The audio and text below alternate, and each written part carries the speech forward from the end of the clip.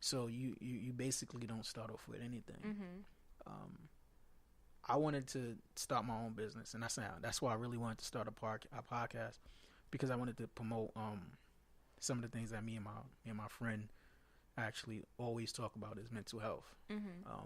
and how big it is in our environment, especially in East New York, in Brownsville, Canarsie, in those areas where you see a lot of people that we grew up cutting our hair who's actually suffering, sleeping on the street. So Right. we see these individuals and we said, let's do something about it. Mm-hmm. And we came up with the idea of having open up a business. And it's still in the works. Mm-hmm. It's not going to be in the next 5 years, and it's not going to be in the next 10 years, but it's going to be there. That's good. Only reason I say that is because we have the drive for it. Right. And we still looking at kinks and stuff like that. So we have a lot of different ideas. Mm-hmm. The ideas that I'm not going to say now because somebody might, it's not copyrighted. Right.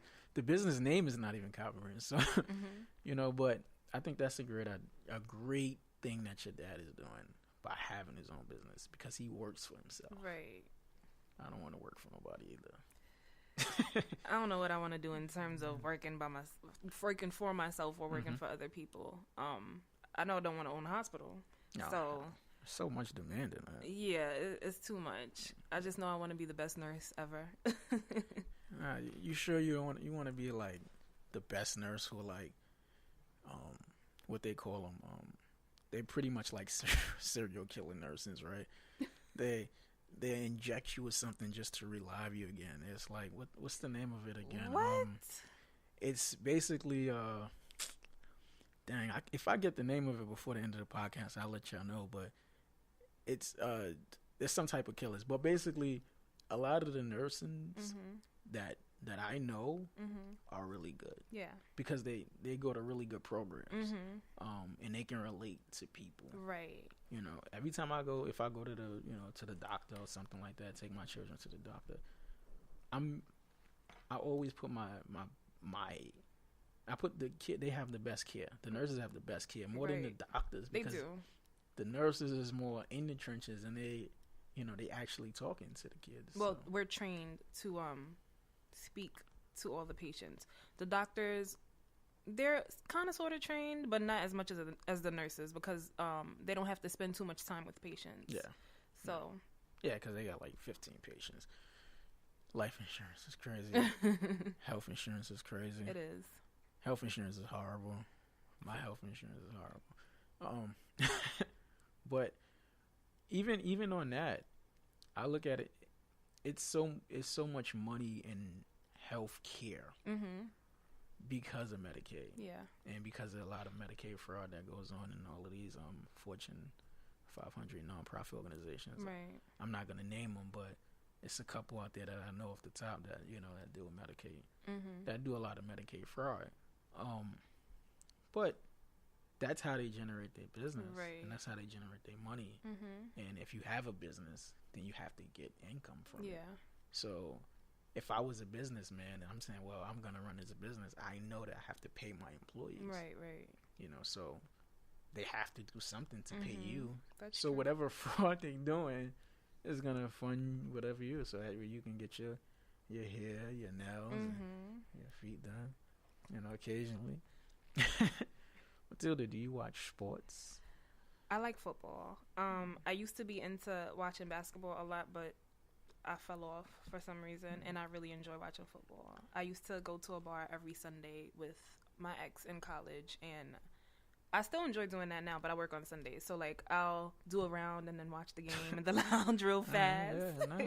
But listen, only reason I ask that is because I'm a really sports fanatic. I love sports. I think if I can talk about sports all day and get paid for it, I'll do it. But I could, because I'm the best at it. But I love sports. Football is a passion of mine, just because I love to play. When I was younger, I didn't play football, but I played basketball. But I always wanted to play football. Right. And it's just because of the hard hittings, and you can take your frustration out of somebody. Your wife or fiance or girlfriend dump you, and you go play football the next day, you hit somebody hard. Why does it have to be that? Why couldn't it be you just had a bad day at work and then you go play football? Why you always gotta blame it on the women? Sometimes, 85% of the reasons men are mad. That's a lot. 85, really? 75. That's still a lot. Of the reason men are mad or upset about something is because of a woman. I disagree. But agree to disagree. But think about it though. If you're going through a lot, right? Mm-hmm. So say you with your boyfriend. You guys he's watching the football game. Mm-hmm. He's relaxing, and you just like, hey babe, I thought we was going to Target today. And it's like, oh, like you know the time the games come on. Like why would you ask me that? Like that's what I don't like. Like if you know certain things is going on, like certain times I watch certain things. Right. Don't ask me. Mm-hmm. Don't ask me to wash a dish because I'm watching something. You know, it's not being lazy. It's not. I'm gonna do it when I'm done watching. You know, my game. Why can't you do it before? So that's why I like sports, because sports can take you out of that. It takes you away from doing certain things in the household. That's why actually you like sports, because sports take you a lot. See how you said when you would go to the bars, right? Mm-hmm. It took you away from doing what? And you was in college. Homework there and studying. But that was only for a little while. Yeah, but then when you get into it, it's like, damn, this other game come on. Both teams look good to this week, you know? So it's like, then you start getting a habit of like going there every day. So I don't know. I love sports, and sports is something that I always love to talk about. Mm-hmm.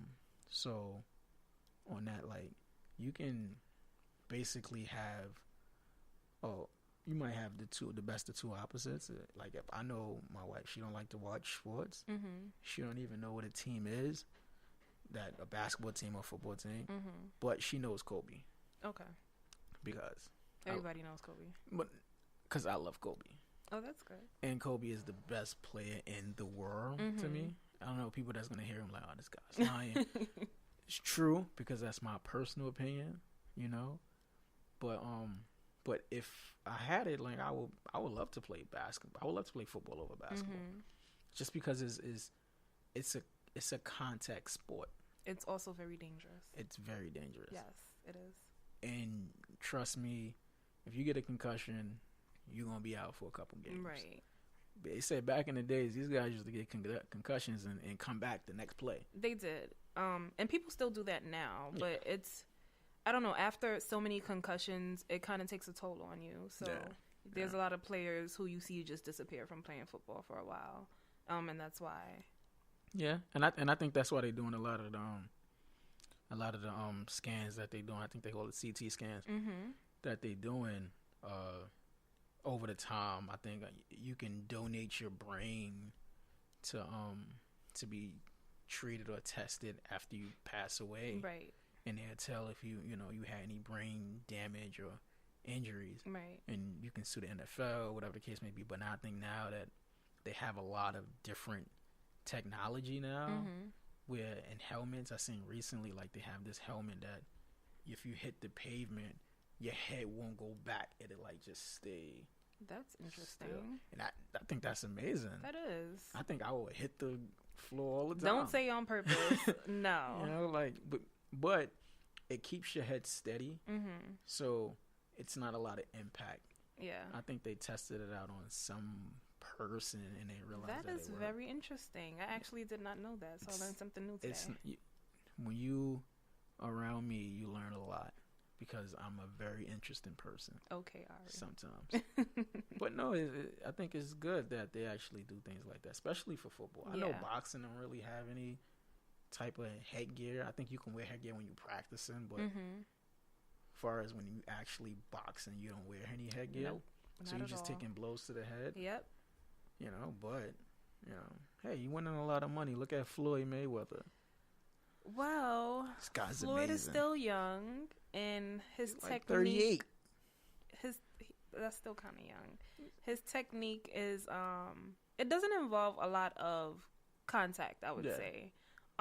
So he's good on that. Like, I guess he doesn't have to worry about many concussions or head injuries in the future. Yeah, well, probably just because of the type of fighting style he is. He is a defensive fighter. Right. So basically, he's just moving. Right. And picking his spots, you know. But overall, he never was the type of fighter who had like I'm gonna knock this person out. He was just like, oh, I'm gonna just like stick and move, you know.